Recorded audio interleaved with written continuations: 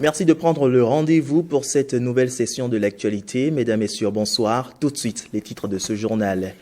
Il était annoncé pour muer en un hôtel 5 étoiles et c'est chose faite. Le complexe hôtelier de la Marina est totalement apprêté pour contribuer à faire de Cotonou une destination de rencontres internationales et d'événements artistiques et culturels par excellence. On vous offre une petite visite dans cette édition. Ce vendredi, l'Église catholique se souvient de la passion et la mort de Jésus-Christ sur le chemin du Calvaire. Le chemin de croix est commémoré par plusieurs fidèles. À suivre les temps forts dans une paroisse de Cotonou.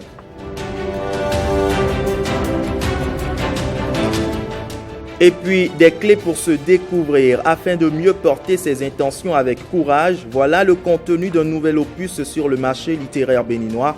Braver, Bolder, Better, c'est un ouvrage que va nous faire découvrir Jennifer Sachivi. Bienvenue à toutes et à tous. Démarrons tout de suite avec ce nouvel outil de développement du tourisme au Bénin. Le complexe hôtelier et touristique de la Marina est totalement rénové. Environ 200 chambres et 5 villas, dont une présidentielle, sont déjà apprêtées.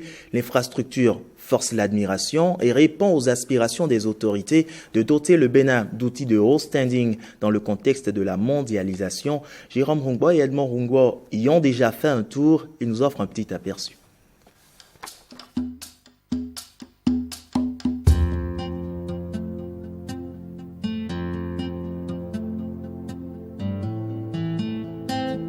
C'est désormais un complexe hôtelier de référence 5 étoiles qui se dresse majestueusement sur le boulevard de la Marina.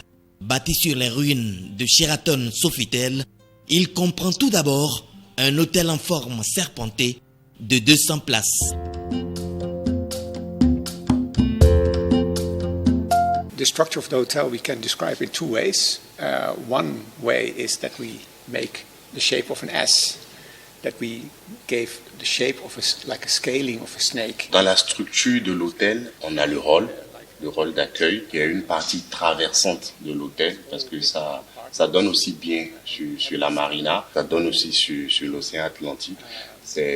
On a mis l'accent sur cette vue-là, parce que l'océan Atlantique fait quand même partie de la vie de la ville de Cotonou.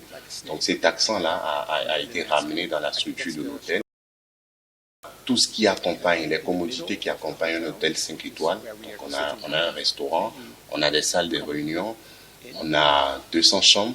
Dans les 200 chambres, on a les suites. On a les suites prestige, les suites présidentielles. Incorporé à l'hôtel, un bâtiment de loisirs BDL. On est resté aussi dans cette forme curviligne là, parce qu'on qui se représente toujours comme un S, mais cette fois-ci en façade. Donc si vous regardez la forme du BDL en façade, on a travaillé sur des louvers, comme il le dit. Ce sont des structures aluminium qui font cet effet de brains là, tout autour du BDL. Autre commodité, le SPY, centre de fitness. For a spa, you have a lot of windows, you have a lot of daylight, you feel a little bit outside, and we used like perforate. Le spa, c'est le centre de bien-être. Donc ça s'occupe vraiment du bien-être de l'usager qui est à l'hôtel. Donc le spa a été conçu vraiment pour déconnecter un peu l'humain qui s'y rend. Donc vous allez voir qu'on est resté aussi assez fermé. Il y a des panneaux ajourés un peu perforés à l'effigie du Sofitel qui crée ce recul-là, qui crée cette déconnexion-là par rapport à l'ensemble de l'hôtel. L'autre grande attraction est le Centre international de conférences, le CIC. Il dispose des commodités requises pour des rencontres, séminaires et autres événements VIP. It's like a tent, a tipi tent. And I think everyone in Cotonou knows. Le Centre international de conférences, comme nous le savons tous, c'est un héritage culturel. Donc, dans sa rénovation, dans sa réhabilitation, on a gardé cet héritage-là, cette structure qu'on a hérité du Centre international de conférences, qui s'apparente comme un tambour en sa forme un peu ovale. Le travail qui a été fait à l'intérieur, parce qu'avant, on avait un centre qui était quand même assez obscur, parce que ça s'étendait sur 2 niveaux, avec un effet de mezzanine. Mais aujourd'hui, on a fusionné tous ces 2 niveaux-là pour faire un gros hall. Donc, ça a été super modernisé, ça a été remis, comme je le disais, aux normes internationales des grandes conférences. Donc aujourd'hui, on distingue 3 entrées. On a une entrée pour le public et une entrée VIP pour tout ce qui est ministériel et présidentiel. Et après, on a une entrée de service. Donc chaque entrée donne quand même sur un lobby, sur un hall d'accueil. On va se frotter les mains et se taper la poitrine, comme on le dit, parce que ça fait partie des chefs-d'œuvre quand même qu'un État à un niveau donné doit avoir pour promouvoir le tourisme, pour promouvoir une visibilité internationale du pays. Parce qu'aujourd'hui, on est quand même apte à accueillir de grandes conférences internationales, de grands congrès internationaux. Donc c'est forcément une fierté pour un Béninois lambda d'avoir aujourd'hui des infrastructures qui répondent à des normes internationales et qui peuvent accueillir des événements internationaux. Donc voilà, en tant que Béninois, c'est un grand satisfecit, c'est une grande joie.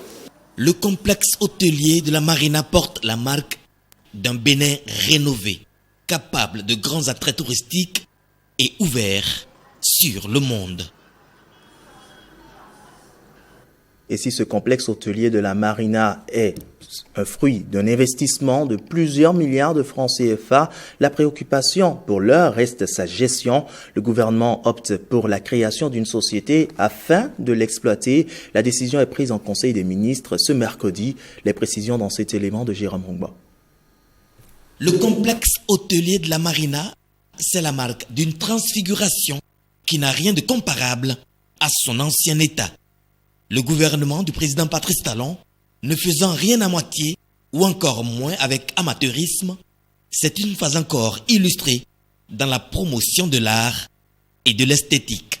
C'est donc pour préparer la mise en service prochaine dans les meilleures conditions que le gouvernement a choisi de créer la société d'exploitation de ce patrimoine national, la SOPIESA, Société des patrimoines immobiliers de l'État. La société aura pour principales activités la définition et le suivi des objectifs d'exploitation, ainsi que l'identification des leviers de développement et d'attractivité. La gestion des aspects techniques, commerciaux et administratifs liés à l'exploitation. La définition des cahiers de charges d'exploitation et le suivi de la performance des opérateurs. La structuration et le suivi de la gestion locative, recherche de partenaires, contractualisation, estimation de la valeur locative et révision des loyers, recouvrement, etc. La gestion de l'entretien et des réparations des biens mis en location. La gestion contractuelle des partenaires intervenant dans le complexe hôtelier. Cette société, régie par des règles de droit privé, aura pour actionnaire unique l'État béninois. Le souci du gouvernement étant la rentabilité des investissements publics. Cette nouvelle pièce vient s'ajouter à la construction de la destination Bénin, principal cheval de bataille de Patrice Talon. Et dans un tout autre registre à présent, la France vient de renforcer les forces armées béninoises en équipant de communication pour une lutte plus efficace contre le terrorisme au Bénin. La cérémonie de remise des 10 matériels s'est déroulée ce vendredi matin à Cotonou. Le point avec Génial Afouda Monsi Agboka et Françoise Insou. Cérémonial, échange de protocoles de cession de matériel. Le Bénin et la France renforcent ainsi leur partenariat militaire. Des équipements de transmission et de génie mis à disposition des forces armées béninoises pour une lutte plus efficace contre le terrorisme.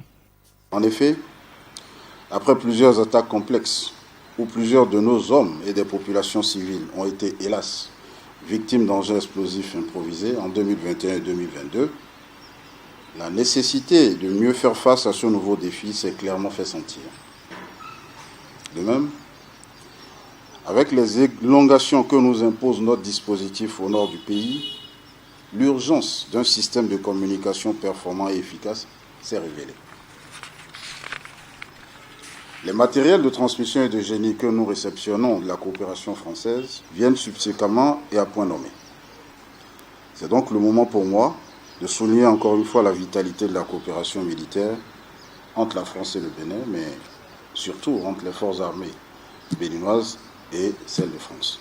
Cet appui de la France vient s'ajouter au matériel roulant et de combat précédemment reçu par l'armée béninoise. Après une étude menée en commun par nos équipes sur le terrain et à Cotonou, le centre de crise a répondu à la demande en moyens de transmission de gamme tactique, composé de 100 postes émetteurs récepteurs VHF et de 170 radios portatives. Cet ensemble de moyens permettra aux unités dédiées à la lutte contre le terrorisme de mieux communiquer et donc de gagner en réactivité et en fluidité. Ces équipements vont renforcer la dynamique opérationnelle déjà en cours dans les forces armées béninoises. Et l'Organisation mondiale de la santé célèbre ce jour, vendredi 7 avril, ses 115 années d'existence. Plusieurs manifestations sont prévues dans le cadre de cette célébration. Une célébration lancée officiellement à travers une cérémonie rehaussée par la présence de divers acteurs du système sanitaire et autorités diverses. Christelle Tongodo, Daniel Ada. Cela fait 3/4 de siècle depuis sa création en 1948 que l'OMS est investie dans la santé pour tous.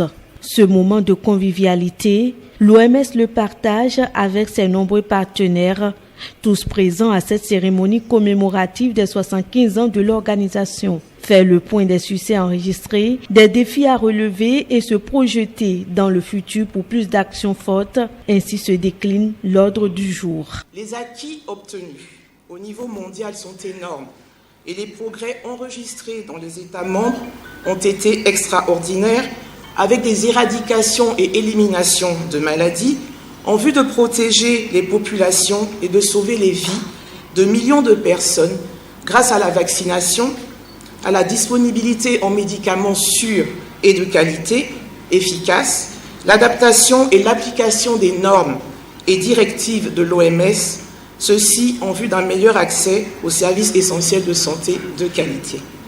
Cette collaboration nous a aussi permis de bénéficier durant des décennies de son existence, de l'appui des experts internationaux de premier plan dans la production des supports de référence et recommandations sur les questions de la santé pour améliorer la santé au Bénin, l'appui à la formation de nos cadres pour les outiller à une meilleure mise en œuvre de nos projets structurants. L'innovation de cette année est la réalisation de cette mascotte sur un mur de plus de 15 mètres. La fresque dévoile une femme surnommée Mère Santé. Elle symbolise les réalisations passées, présentes et futures de l'organisation.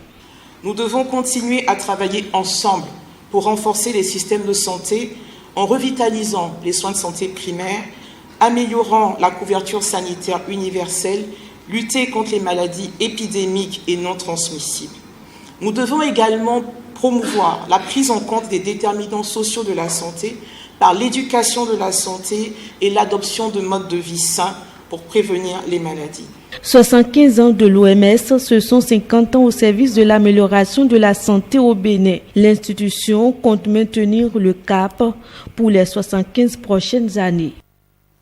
Et puis, effet de hasard ou pure coïncidence, ce 7 avril marque aussi une étape importante pour les chrétiens catholiques dans la célébration de la Pâque. Plusieurs ont célébré ce vendredi le chemin de croix, un acte de dévotion accompli par les chrétiens pour se souvenir et représenter la passion et la mort de Jésus-Christ sur le chemin du Calvaire.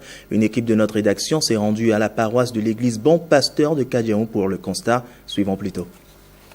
Par cet après-midi de vendredi saint, la paroisse de l'église catholique Bon Pasteur de Cotonou affiche complet. À l'intérieur de la chapelle ou sur les parvis de la paroisse, les fidèles adoptent différentes postures, mais sont dans une même unité d'esprit. Le dernier vendredi saint représente pour nous chrétiens catholiques l'amour du Christ, notre Seigneur Jésus-Christ pour nous, qui sommes ses frères et ses enfants. Car il a donné sa vie pour nous sur la croix, après avoir parcouru 14 stations de chemin de croix.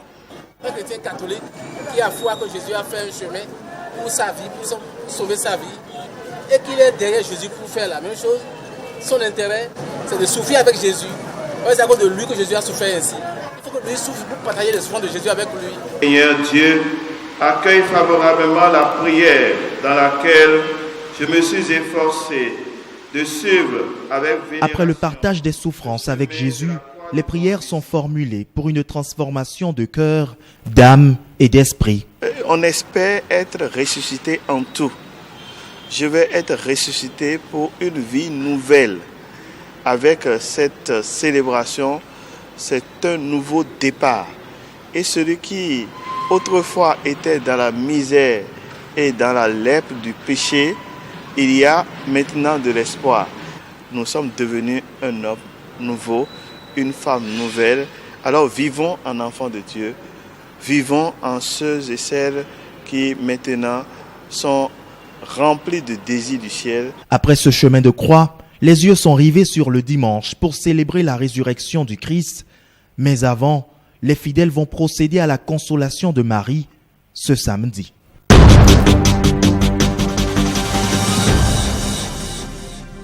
Et chemin de croix ne veut pas dire fin du carême chrétien. Il s'achève le samedi saint, veille de la Pâque, demain donc.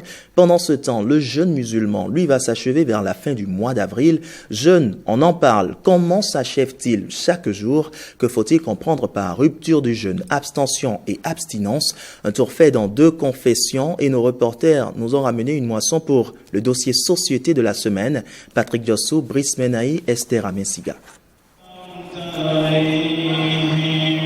Rupture de jeûne dans les confessions religieuses. Ici, nous sommes à la mosquée de Kadiaou, où les fidèles musulmans, pieds nus pour prier, avec quelques-uns habillés en blanc, s'apprêtent à rompre leur jeûne. Là, nous sommes à la paroisse de Kadiaou, où les fidèles chrétiens célestes, pieds nus et tous en blanc, sont prêts pour la rupture de jeûne. Mais d'abord, qu'est-ce que le jeûne signifie pour chacun d'eux? Le jeûne, c'est une manière d'adorer Dieu. C'est de s'abstenir de manger ni de boire. Le jeûne, c'est une période très sensible qui permet aux chrétiens d'être en permanence en prière. En prière. Pendant le jeûne, vous êtes en permanence en prière et à travers les prières, après les prières même, on suit les prédications.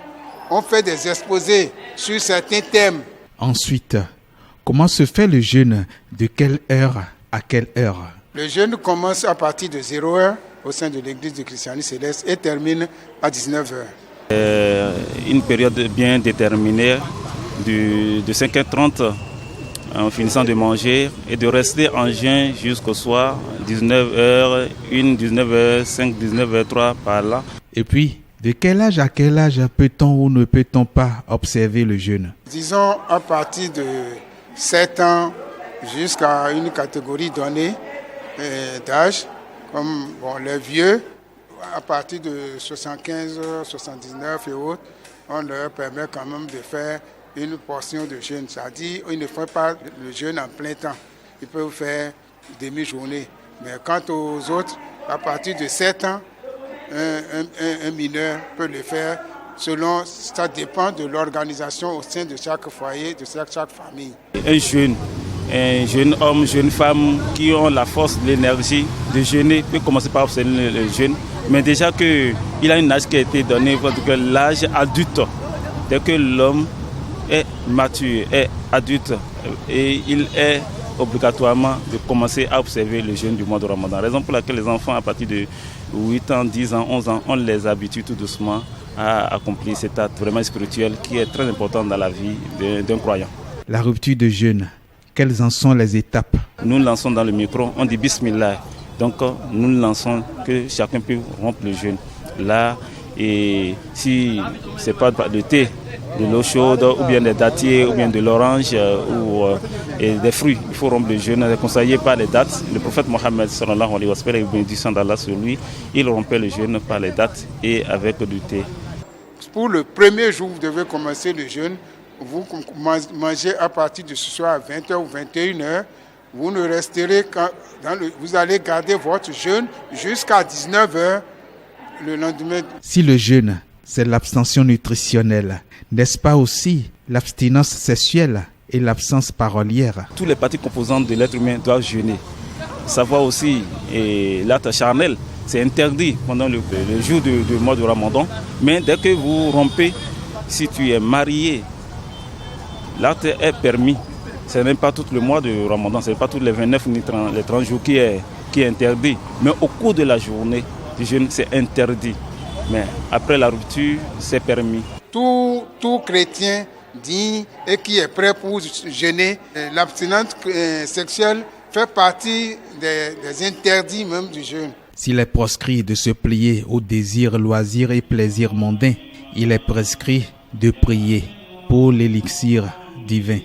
Et si faire le jeûne maintient jeûne, rester à jeûn et en vie, c'est tester la jungle de la vie et de l'envie.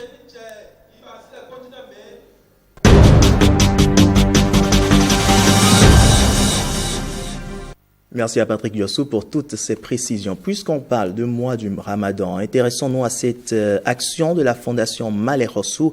Elle parcourt les prisons civiles pour faire don de vivres aux détenus. C'est de cette façon, j'y arrive, qu'elle marque le mois de Ramadan, un mois de prière, de jeûne et de partage pour les fidèles musulmans.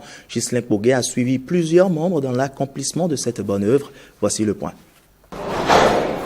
Mois de Ramadan, mois de partage à la Fondation Malek Rassoul. Musulmans que nous sommes dans l'obligation d'aider les plus démunis, d'aider ceux qui n'ont pas de moyens pour accomplir ce quatrième pilier. Le quatrième pilier qui recommande le partage.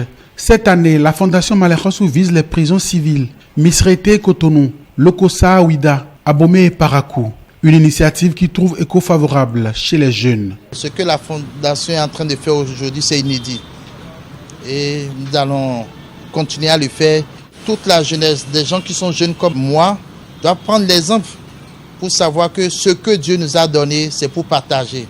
Et nous sommes dans le mois de partage. Nous exhortons tous les jeunes, que ce soit musulmans ou non, de prendre l'exemple, d'avoir l'esprit de don, l'esprit de partage, ce que nous sommes en train d'apprendre auprès du président de la Fondation Malek Rassoul. Des vivres distribués à des personnes privées de liberté, forme de générosité choisie par la Fondation Malek Rassoul, une fondation constituée d'imams, d'alphas, de musulmans et de non-musulmans.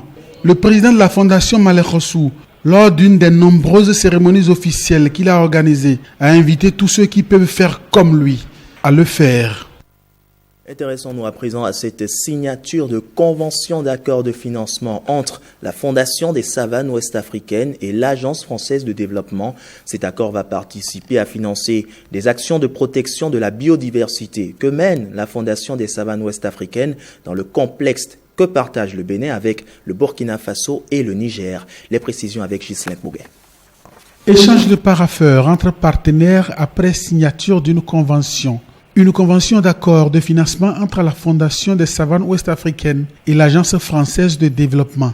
La FSOA est aujourd'hui un acteur de premier plan pour la préservation de cette ressource inestimable. Je suis particulièrement heureux que les affaires étrangères, l'AFD, puisse entrer dans un partenariat avec la FSOA. Cet accord de financement permet à la FSOA, la Fondation des savanes ouest-africaines, d'augmenter sensiblement ses moyens financiers dans le but d'atteindre ses objectifs. Des objectifs qui entrent dans le cadre de la protection de la biodiversité et pour lesquels la Fondation ne ménage pas d'efforts. La cérémonie de signature de cette première convention de financement avec la FSOA pour le projet d'appui à la Fondation des savanes ouest-africaines traduit éloquemment les grandes décisions de ce One Forest Summit et porte sur un montant de 12 millions d'euros, soit environ 8 milliards de francs CFA, sur 4 ans. Ce financement a pour spécificité d'abonder le guichet régional de la Fondation et porte principalement sur 3 composantes.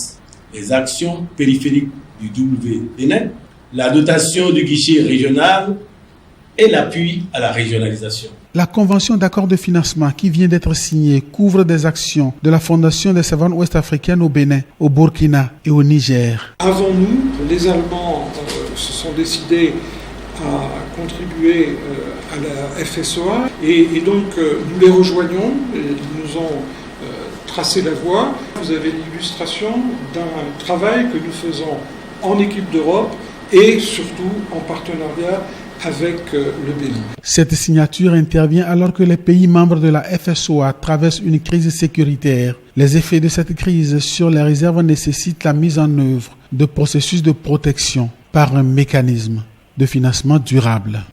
Parlons littérature à présent, avec cet ouvrage conçu pour favoriser le développement personnel de l'être à travers une prise de conscience de son plein potentiel. Il est officiellement mis sur le marché. Son titre, Braver, Bolder, Better. L'autrice y partage des clés pour se découvrir afin de mieux porter ses intentions avec courage. L'ouvrage est parrainé par le ministre des Affaires étrangères, Jennifer Sachivi, Alexis Segbemon. Plus brave, plus audacieux et meilleur, de petites étapes pour enflammer votre éclat et créer le changement que vous souhaitez voir.